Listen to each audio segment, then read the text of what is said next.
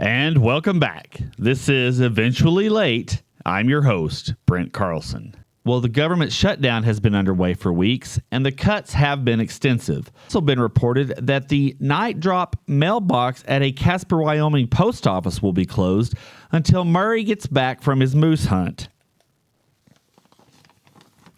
Those are some strong, deep cuts right there, folks.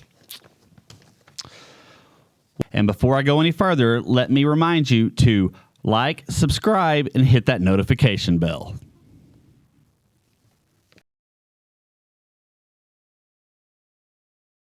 Well, Eric Swalwell has put the next Democratic nominee for president on notice, as he has demanded that whomever that may be must vow to demolish President Trump's ballroom expansion project or, quote, don't even think of sinking the Democratic nomination. This harkens back to a time when a former Democrat had his ballroom demolished. That was a one-woman wrecking crew. Well, AOC was a big hit at the latest Zohran Mamdani rally as she gave a fiery speech in front of hundreds of cheering fans, especially these three guys on the front row. The three Indian gentlemen who not only have no idea what this broad is talking about, but are also representing Indian people who haven't been exploited this much since Slumdog Millionaire.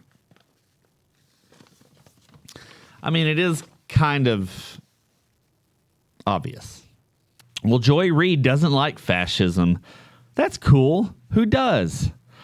Although Reid doesn't like fascism for really weird reasons. Reid warned, quote, before the 20th century, there were no income taxes, no regulations on business. You could earn as much money as you want, leave 100% of it to your children, and with no taxes. That's the world they want, unquote. Sweet Jesus, it's like Hitler opened up in America. And who wants to live there, really?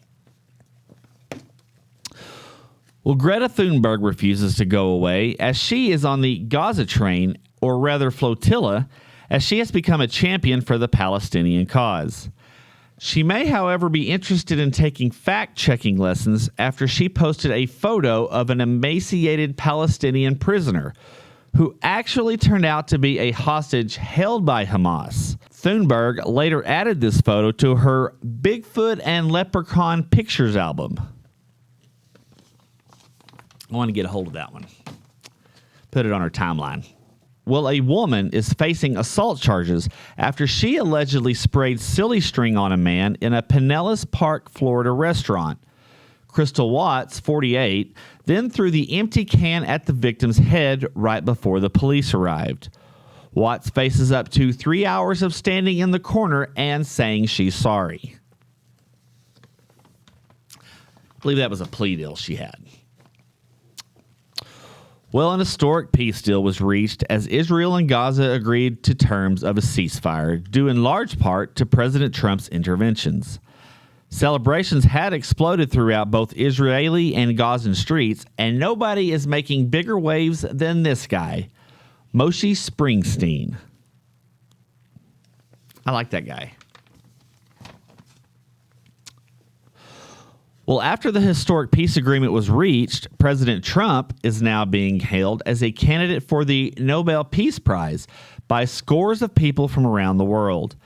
He is also anticipated to receive a second after he convinces his opponents' heads to not explode.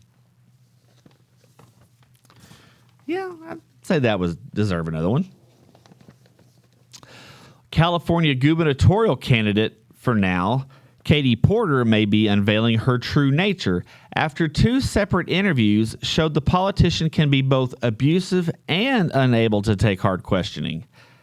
In a video conversation with then Secretary of Energy Jennifer Granholm, Porter is seen berating and vilifying a staffer who accidentally appeared in the background of her video. While the incident was shocking, what wasn't shocking was that the Congresswoman was as close to the kitchen as she could possibly get. Well, that's sexist. And just in case you missed it, Justin Trudeau and Katy Perry have been dating for the last 4 months and were just recently seen getting hot and heavy on the deck of a yacht. If the relationship continues, Trudeau will be known as the oldest, gayest anchor baby in Canadian history. I thought he was gay. Is he not gay? Maybe it's the other Canadian guy. Well, a marine park in Niagara Falls is threatening to euthanize 30 beluga whales if the Canadian government doesn't grant the request to move them to a Chinese water park. If there was only a place they could put the whales where they would have all the room they needed. Oh, they can't survive out there. They're domesticated.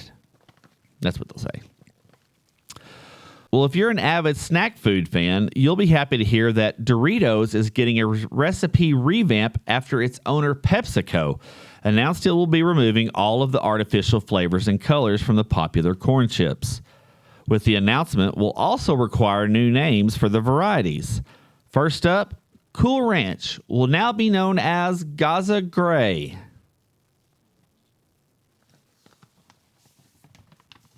Seems a little harsh.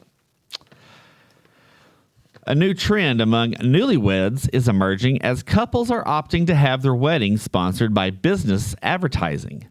Even celebrities are getting in on the money grab.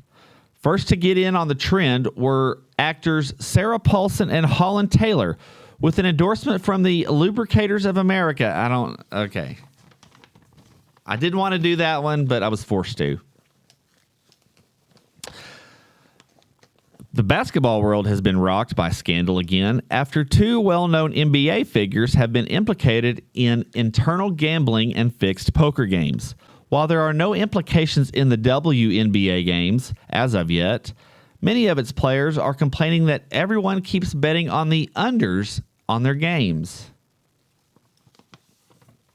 Got to be a gambler to get that one. And finally, the Louvre was targeted yet again by thieves after France's crown jewels were stolen from the second-floor gallery of the museum. Believed to be worth millions of dollars, the jewelry was heisted with relative ease as the thieves managed to flee with the loot in a matter of just a few minutes. The subjects have been apprehended, but the jewelry is still at large. French authorities are asking anybody with knowledge of the jewelry's whereabouts to contact them immediately.